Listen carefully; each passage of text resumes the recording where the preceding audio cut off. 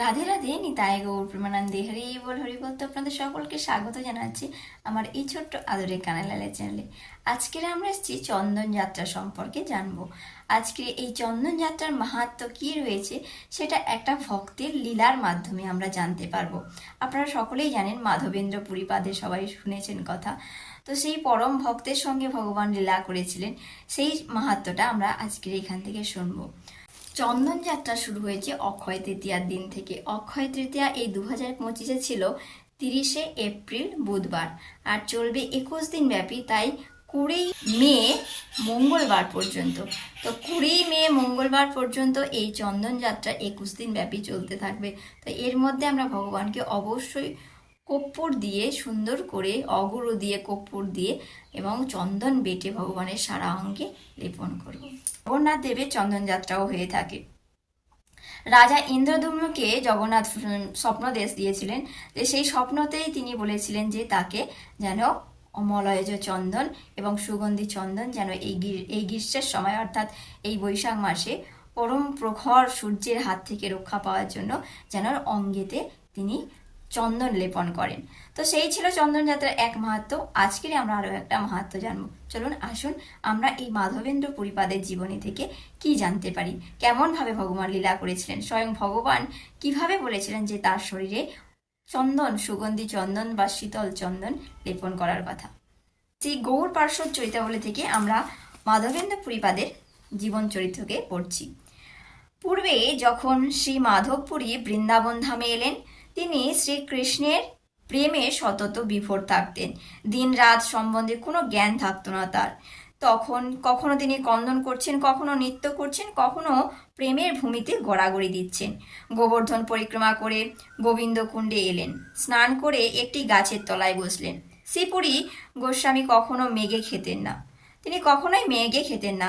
ভগবান শ্রীকৃষ্ণ ছোট্ট বালক রূপে দুধের এক ভাণ্ড হাতে নিয়ে পুরীর কাছে আইলেন। পুরী বললেন, তুমি এই দুধ পুরীকে বললেন, তুমি এই দুধ পান করো, তুমি মেঘে খাও না কেন? দিবারাত্র কার ধ্যান করো? গোপাল বালকের সেই মধুর কথা শুনে, অপূর্ব রূপ দেখে পুরী বড়ই সুখী হলেন। পুরী ক্ষুধার্ত তৃষ্ণার্ত চলে গেল তার। পুরী বললেন, তুমি কে? কোথায় থাকো? তুমি কি করে জানলে যে আমি ক্ষুধার্ত? গোপাল বালক বলল, আমি গোপ শিশু, এই গ্রামেই থাকি। আমার গ্রামেতেই কেহ উপবাসী থাকুক সেটা আমার পছন্দ নয়। কেহ অন্ন মেঘে খায়, আবার কেউ দুধ বা ফল মেঘেও খায়। স্ত্রী লোকেরা এই কুণ্ডে জল নিতে এসেছিল, তোমাকে দেখে গেছে। তারা আমার হাতে এই দুধের ভাণ্ড দিয়ে বললেন, আমি যেন শীঘ্রই তোমাকে এই দুধের ভাণ্ডটা দিয়ে যাই, আমি পরে এসে নিয়ে যাব। এ কথা বলে ছোট্ট বালক গোপাল চলে গেল। পুরী গোস্বামী দুধ পান করে ভাণ্ডটি ধুয়ে বালকটির পথ চেয়ে থাকলেন। ক্রমে রাত গভীর হতে লাগলো, কিন্তু বালক তো এলো না। পুরী বসে নাম নিতে লাগলো। শেষ রাতে একটু তন্দ্রা এলো, তখন স্বপ্নে দেখতে পেল একটি গোপ শিশু এসে পুরীর হাত ধরে তার এক কুঞ্জ সন্নিধানে নিয়ে গেলেন এবং কুঞ্জ দেখিয়ে বলতে লাগলেন, আমি এই কুঞ্জে থাকি, শীতল বর্ষাদি কষ্ট পাই। তুমি গ্রামের লোক নিয়ে কুঞ্জ কেটে আমায় বের করো, পর্বতের উপরে এক মন্দির করে আমায় তথায় স্থাপন করো, বহু শীতল জল দিয়ে আমায় মার্জন করো, আমার অঙ্গ মার্জন করো। মাধব, বহুদিন ধরে তোমার পথ চেয়ে আছি, তুমি কবে আসবে, কবে আমার সেবা করবে? তোমার প্রেমে বশীভূত হয়ে তোমার সেবার অঙ্গীকার করছি। আমি দর্শন দিয়ে সকলকে উদ্ধার করব। মাধব, আমার নাম গোপাল, আমি গোবর্ধনধারী।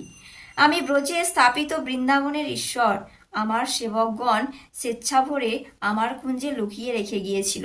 সেই দিন থেকে আমি কুঞ্জের মধ্যে আছি, তুমি কুঞ্জ থেকে বের করে আমার সেবা করো। গোপাল এই কথা বলে অন্তর্ধ্যান হলেন। শ্রী মাধবপুরী ঘুম ভেঙে গেল। জেগে ভাবতে লাগলো, আমি কৃষ্ণের দর্শন পেয়েছিলাম, কিন্তু ভাগ্যের দোষ, তাকে চিনতে পারলাম না। এ কথা বলে প্রেমে বসে ভূমিতে মূর্ছা পড়লেন। কিছুক্ষণ পরে চৈতন্য ফিরে পেলে তিনি মন স্থির করলেন এবং গোপালের আজ্ঞা পালন করতে লাগলেন। শ্রী মাধবপুরী প্রাতকালে গ্রামে গেলেন এবং লোকেদেরকে ডেকে বলতে লাগলেন, তোমাদের গ্রামে ঈশ্বর গোবর্ধনধারী শ্রীকৃষ্ণ এক কুঞ্জের মধ্যে আছে, কুঞ্জ কেটে তাদের বের করতে হবে। গ্রামবাসী পুরীর কথা শুনে তারা খুব আনন্দ পেল এবং কোদাল কুঠার নিয়ে কুঞ্জের দিকে চলতে লাগলো। বৃক্ষ, লতা, আগাছা, নিবিড় সব কুঞ্জটাকে কেটে পরিষ্কার করতে লাগলো। ঠাকুর মৃত্তিকা দ্বারা আচ্ছাদিত হয়ে আছে। সেই মূর্তিটি অতি সুন্দর এবং প্রকাণ্ড। সকলে আশ্চর্য ও আনন্দিত হয়ে ঠাকুরের সেই অঙ্গে ধুলা কাদা ঝেড়ে তাকে বার করতে লাগলেন। শ্রী পুরী গোস্বামী সেই মূর্তি দেখে আনন্দে সিক্ত হয়ে দণ্ডবত করতে লাগলেন।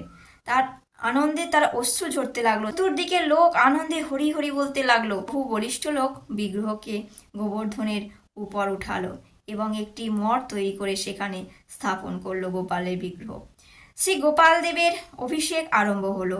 গ্রামের ব্রাহ্মণ এলেন, অভিষেকের কার্য করতে লাগলেন। গোবিন্দকুণ্ড থেকে সহস্র ঘর জল আনা হলো।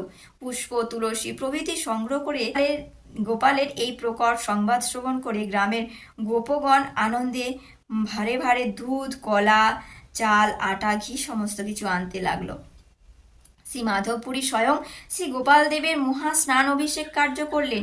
তারপর 10 জন ব্রাহ্মণ অন্ন, 5 জন তরকারি, 5 জন রুটি ও কিছু লোক বিভিন্ন মিষ্টান্ন প্রভৃতি তৈরি করতে লাগলো।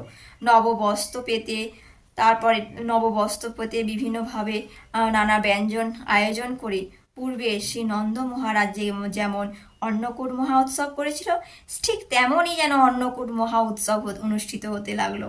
রন্ধন সমাপ্ত হলে শ্রী মাধবপুরী গোপালকে খেতে দিলেন। বহুদিন ক্ষুধার্ত গোপাল খাইল সকল। গোপাল বহুদিন ক্ষুধার্ত, সব কিছু ভোজন করলেন। শ্রী মাধবপুরী সব দেখতে পেলেন, আর তার কি আনন্দ, সুখের দেহের স্মৃতি নাই। প্রেমে আনন্দে তিনি ভরপুর। শ্রী গোপাল দেব ভোজনান্তে বিস্তর সুগন্ধি জল পান করতে লাগলেন। শ্রী মাধবপুরী স্বচক্ষে সেই সমস্ত লীলা দেখতে পাচ্ছেন। শ্রী গোপাল সব কিছু ভোজন করলেন।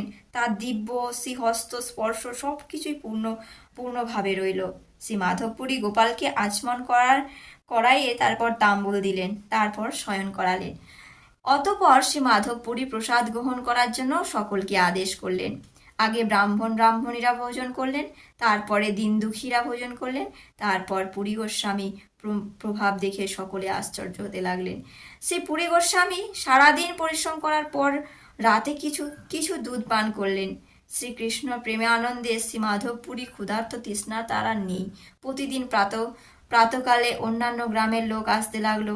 দিনে দিনে সেই গোপালকে দর্শন করতে লাগলো। সেই দিনও সেই রূপ অন্নকূট মহা উৎসব হয়েছিল। ব্রজবাসীগণ শ্রীকৃষ্ণ ব্যতীত আর কিছু যেন তিনি চান না। কৃষ্ণ ও ব্রজবাসী ভিন্ন আর কিছু জানে না। এইভাবে লীলা করতে লাগলো। এক সময় একদিন শ্রী গোপাল দেব শ্রী মাধবপুরীকে স্বপ্নে বললেন, পুরী, আমার অঙ্গের তাপ যাচ্ছে না। তুমি যদি নীলাচল থেকে মলয়জ চন্দন ও কর্পূর এনে আমার অঙ্গে প্রলেপ করো, তবে আমার অঙ্গের এই তাপ নিবৃত্ত হয়। বা এই যে এখান থেকে চন্দন যাত্রার মাহাত্ম শুরু হলো। পুরী বললেন, ঠাকুর, আমি বৃদ্ধ, তোমার এই সেবা করতে কি পারবো? গোপাল বললেন, পুরী, তুমি করতে পারবে, তোমাকেই করতে হবে, অন্যের দ্বারা হবে না। পুরীর স্বপ্ন ভঙ্গ হলো। স্বপ্নের কথা স্মরণ করে প্রেমে বিভোর হতে লাগলেন। গোপাল আদেশ করেছে চন্দন কর্পূর আনতে। আহা, গোপালের কতই না কষ্ট হচ্ছে। শ্রী মাধবপুরীর বৃদ্ধ, তবুও তাকে মলয়জ চন্দন আনতে আদেশ করলেন। শ্রী মাধবপুরী গোপালের এই আদেশ শিরোধার্য করে মলয়জ চন্দন আনার জন্য নীলাচলে দিকে চলে এলেন। শ্রী মাধবপুরী কিছুদিন নবদ্বীপে অবস্থান করেছিলেন। নবদ্বীপপুরে অবস্থান করার পর উড়িষ্যার মুখে যাত্রা করেছিলেন। তারপর ধীরে তথায় গোপীনাথকে দেখে পুরীর প্রেমে কন্দনে নৃত্যগীত করতে লাগলেন। শ্রী মাধবপুরী অলৌকিক কৃষ্ণ প্রেম দেখে পূজারীগণ আশ্চর্য হলেন। অতঃপর শ্রী মাধবপুরী পূজারীদেরকে জিজ্ঞাসা করলেন, শ্রী গোপীনাথের ভোগে কি কি লাগে? পূজারীরা বললেন, সন্ধ্যায় 12টি অমৃত ক্ষীর লাগে। অন্যের সময় ভোগের বিতরণ করতে লাগলেন। শ্রী মাধবপুরী অমৃতকেলি নাম শুনে চিন্তা করতে লাগলেন, আহা, অমৃতকেলি যদি একটু পেতাম, তা যদি বুঝতে পারি, আমার গোপালকেও ঠিক সেই রকমই ভোগ আমি বানিয়ে ভোগ দেবার চেষ্টা করব। কিছুক্ষণ পরে পুরী গোস্বামী আবার চিন্তা করলেন, আমার অপরাধ হচ্ছে না তো? ঠাকুরকে ভোগ দিবার পূর্বে আমি স্বাদ নিতে চাইছি। পুরী তখন কি করলেন, সেই স্থান থেকে চলে গেলেন। গোপীনাথকে পূজারী শয়ন দিয়ে দিলেন। শয়ন দেওয়ার সময় সমস্ত পোশাক আশাক খুলে তাকে আবার রাতের পোশাক পরিয়ে তবে ঘুম পাড়ানো হয়। সেই রকমই একটু নিদ্রিত হলে পূজারী তখন কি করলেন, ঘুমিয়ে পড়লেন, শয়ন দিয়ে ঘুমিয়ে পড়লেন। তো নিদ্রা অবস্থায় পূজারীকে গোপীনাথ স্বপ্নে বললেন, পূজারী ওঠো, আমি আমার বস্ত্রের আড়ালে একটি ক্ষীর ভাণ্ড লুকিয়ে রেখেছি। মাধবপুরী নামে আমার এক সন্ন্যাসী আছে, শূন্য হাটে বসে আছে, তাকে এই ভাণ্ডটি দাও। পূজারী এই অদ্ভুত স্বপ্ন দেখে তৎক্ষণাৎ শয্যা থেকে উঠল, স্নান করে মন্দিরে প্রবেশ করলো। সেখানে গিয়ে গোপীনাথের ঠিক বস্ত্রের নিচে একটি ক্ষীরভাণ্ড দেখলো। তিনি তৎক্ষণাৎ সেই ক্ষীরভাণ্ড নিয়ে হাটে গেল। সেখানে মাধবপুরী কোথায় বলে খুঁজতে লাগলো। খুঁজতে খুঁজতে দেখলো এক সন্ন্যাসীকে। সন্ন্যাসীকে দেখে জিজ্ঞাসা করলেন, বুঝলেন ইনি মাধবপুরী। তথাপি আপনি মাধবপুরী জিজ্ঞাসা করলেন। গোপীনাথ আপনার জন্য ক্ষীর পাঠিয়েছে, এই ক্ষীর নিয়ে সুখে ভোজন করুন। পুরী গোস্বামী পূজারীর এই কথা আশ্চর্য মনে হলো। গোপীনাথ তার জন্যই এত রাতে ক্ষীর পাঠিয়েছে। গোপীনাথের কৃপায় স্মরণে শ্রীপুরী নয়ন দিয়ে দর দর করে অশ্রু পড়তে লাগলো। বহু যত্নে সহকারে ক্ষীরভাণ্ড তিনি নিলেন, স্পর্শ করলেন, তারপর পূজারীর সমস্ত কথা বললেন। শুনে মাধবপুরীর অঙ্গে প্রেমে বিকার পুলকিত হতে লাগলো। পূজারী ব্রাহ্মণটি এ সমস্ত দেখে মনে মনে বলতে লাগলে, এমন ভক্ত তো আর কখনো দেখিনি, কৃষ্ণ এর বশীভূত। পূজারী ব্রাহ্মণটি মাধবপুরীকে পুনঃ পুনঃ নমস্কার করে গৃহে ফিরিয়ে আনলেন। অতঃপর শ্রী মাধবপুরী গোপীনাথের দেওয়া ক্ষীর পূর্ণ আনন্দের সঙ্গে ভোজন করতে লাগলেন। ভাণ্ডটি খণ্ড খণ্ড করে ভেঙে চাদরে বেঁধে নিলেন। প্রতিদিন একটু একটু করে তিনি সেই গ্রহণ করতে লাগলেন। শ্রী মাধবপুরী প্রসাদ পাওয়ার পর চিন্তা করতে লাগলেন, ঠাকুর আমাকে ক্ষীর দিয়েছে, এ কথা শুনলে সবাই তো ভিড় করতে লাগবে সব লোকেরা। তাই তিনি তৎক্ষণাৎ সেখান থেকে বেরিয়ে গেলেন। পুরী গোস্বামী এই সমস্ত চিন্তা করতে করতে গোপীনাথকে দণ্ডবোধ করলেন, পুরীর দিকে যাত্রা করলেন। এসে শ্রী জগন্নাথ দর্শন করলেন। পুরী তৎক্ষণাৎ শত শত প্রেমে বিকাশ হতে লাগলো, তার মাহাত্ম্য চারিদিকে ছড়িয়ে পড়তে লাগলো। শ্রী পুরী থেকে রওনা হলেন রেমুনায়, তথায় গোপীনাথের কাছে। পূজারীরা পুনরায় তাকে দেখে আনন্দ পেতে লাগলো। এর জন্যই গোপীনাথ ক্ষীর চুরি করেছিল। তারপর পূজারীরা খুব যত্ন সহকারে গোপীনাথের ক্ষীর প্রসাদ এনে দিলেন। পূজারী সেই পুরীপাতের অতি ভক্তি সহকারে তিনি বারংবার বন্দনা করতে লাগলেন, ভোজন করতে লাগলেন। গোপাল স্বপ্ন দিয়ে বললেন, মাধব শুনো, কর্পূর চন্দন আমি সব পেয়েছি। এই সমস্ত কর্পূর চন্দন ঘষে তুমি গোপীনাথের কাছে লাগাও, তাতে আমার অঙ্গ তৃপ্তি হবে। গোপীনাথ ও আমার মধ্যে কোনো ভেদ নেই। গোপীনাথ ও আমার অঙ্গ অভিন্ন। তুমি এতে দ্বিধা করো না, বিশ্বাস করে গোপীনাথের অঙ্গে চন্দন লাগাও। এই কথা বলে গোপাল আবার অন্তর্ধান হলেন। মাধবপুরীও জেগে উঠলেন। স্বপ্নের কথা চিন্তা করে তিনি আনন্দে বিভোর হলেন। তারপর পূজারীকে ডেকে শ্রী গোপাল দেবের আজ্ঞা জানিয়ে তিনি গোপীনাথের অঙ্গে চন্দন কর্পূর লাগালেন। বললেন, গ্রীষ্মকালে গোপীনাথের অঙ্গে চন্দন ধারণ করাবেন। শুনে পূজারীগণ আনন্দে বিহ্বল হলো। সমস্ত ব্যবস্থা করলো, 4 জন লোক চন্দন ঘষতে লাগলো। গ্রীষ্মকালে প্রতিদিন গোপীনাথের শ্রী অঙ্গে চন্দন দেওয়া হচ্ছে দেখে শ্রী পুরী গোস্বামী আর আনন্দের সীমা রইল না। তো এইভাবে সুন্দর করে গোপাল কিভাবে স্বপ্ন দিয়েছিলেন, স্বপ্ন দিয়ে তার ভক্তের সঙ্গে লীলা করেছিলেন। তারপর গোপীনাথ এই বালেশ্বরে, উড়িষ্যার বালেশ্বরের রেমুনাতে সেখানে গোপীনাথের অঙ্গে লেপন করা হয়েছিল। এইভাবে আমরা এই মাধবেন্দ্র পুরীপাদের জীবনী থেকে জানতে পারলাম সুন্দর এক মাহাত্ম্য, যে এই কর্পূর চন্দন বৈশাখ মাসে এই যে গরম, প্রখর গরমের মধ্যে হাত থেকে রক্ষা পাওয়ার জন্য আমরা ভগবানের শ্রী অঙ্গে চন্দন কর্পূর সুন্দর করে ভগবানের শ্রী অঙ্গে লেপন করব। তো কেমন লাগলো এই মাধবেন্দ্র পুরীপাদের জীবনী থেকে লীলা মাহাত্ম্যটা অবশ্যই কমেন্ট করে জানাবেন। আর আমি চেষ্টা করলাম এই মাহাত্ম্যটা পড়ে আপনাদের সঙ্গে শেয়ার করতে এবং শ্রবণ করাতে। নিজে শ্রবণ করলাম, আপনাদের শ্রবণ করলাম, চেষ্টা করলাম। তো আসছি পরে ভিডিওতে। আপনারা সকলে ভালো থাকুন, সুস্থ থাকুন। রাধে রাধে, নিতাই গৌর প্রেমানন্দে, হরি বল হরি বল। জয় জয় গোপীনাথ কি জয়, জয় গোপাল সোনা কি জয়, নিতাই গৌর হরি বল।